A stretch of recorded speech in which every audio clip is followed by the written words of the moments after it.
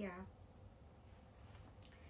y'all. Okay, so the other day I asked God for some confirmation. And this is not just for me, but I specifically asked him to give me a word. I just need to hear a word from him. And I specifically asked him to bring the word through Apostle Mary. And when I say God brought the word, y'all, but he started talking about David. And when David got put in jail because he was falsely accused. But not only did David get put in jail, he got thrown in a pit by people he thought that loved him. So he got betrayed by people he thought loved him. But he also got thrown into jail for being falsely accused. And I was like, okay, I hear my story. But one thing that stood out, one of the things that stood out that God put on Apostle Mary's tongue was when he said that we have to sometimes look at when we in that pit or just sitting, how David was sitting in that jail. Sometimes we need to be there because we look at it as being devastation, but he said that it's really a blessing. Because even though God had gave David the dream, showed him the promise, but it hadn't happened yet.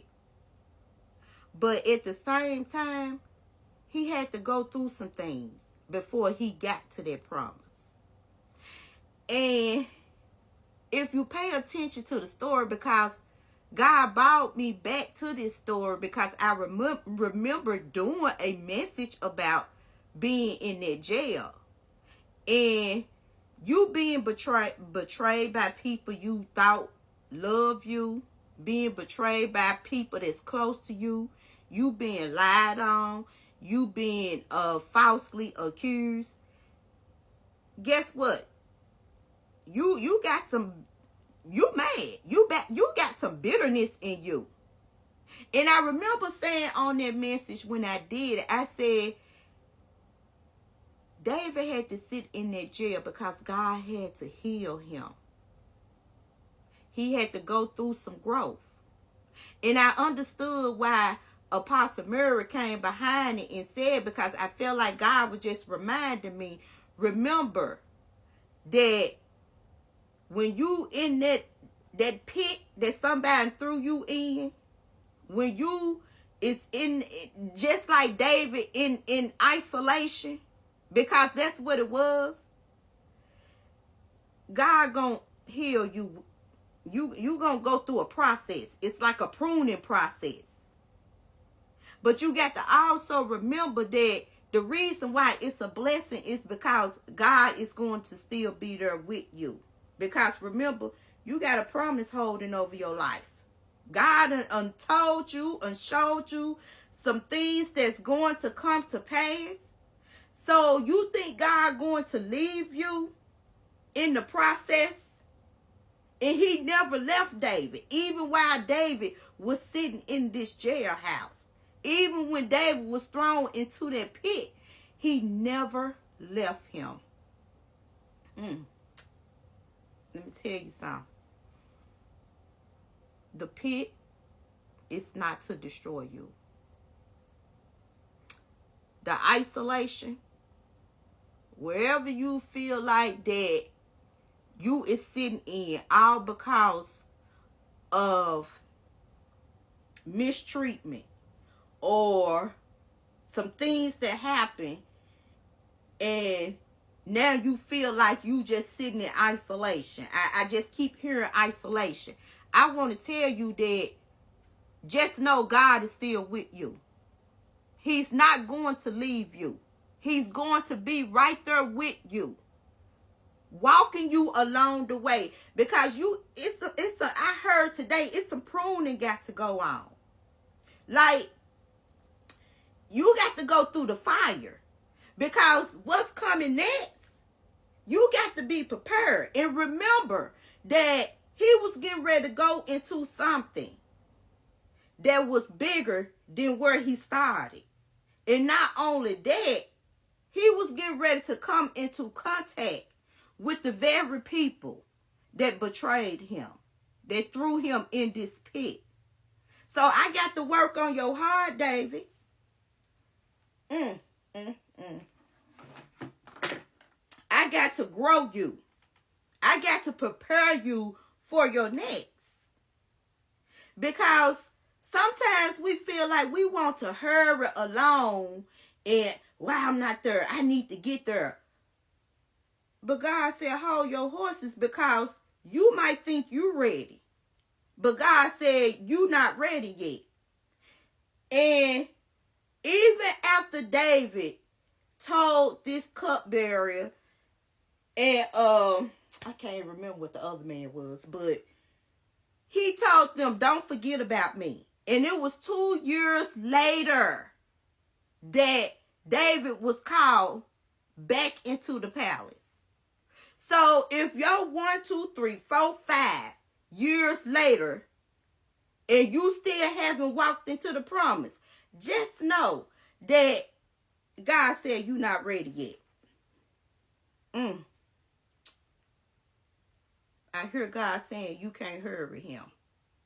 Because just because you feel like you're ready for the blessing, that doesn't mean that you are. You got to go through the fire. God said he got to prune you. And that's not to destroy you, but that's to grow you and to prepare you for what is next. So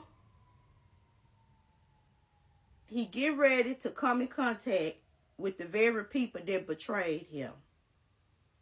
And actually he going back into a palace, into a place where it probably was the very people that threw him into this jailhouse.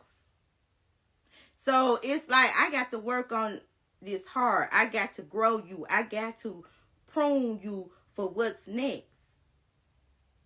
So your isolation, that pit you might be sitting in, it's a blessing, because God is still there with you. But you needs to be still and let God do what he's going to do with you. Just because you feel like you're ready, that doesn't mean that God is saying that you're ready. It's a process. And you got to trust God in the process.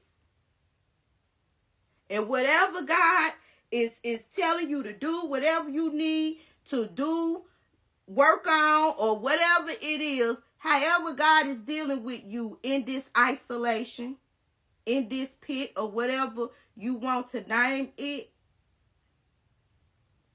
let God do it.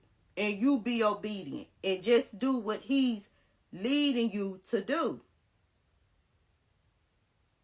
That's what I heard. I had to share that because it was for me. But God told me to bring it to somebody else, because you trying to hurry God. Because you think you're ready. But God is saying, pump your brakes. Because just because you think you're ready, that doesn't mean that you're ready. So I'm going to say it again. If it's a year, 2, 3 years from now, then that's what it is. We can't hurry God. If God say it's some more work, it's some more work. So whoever this is for, take heed to the message. Because you still going to make it to where God said he's going to take you to. But it's in God's hand. And not only that, it's God's timing. Because remember, he never told you when you was going to make it there. Bye, y'all.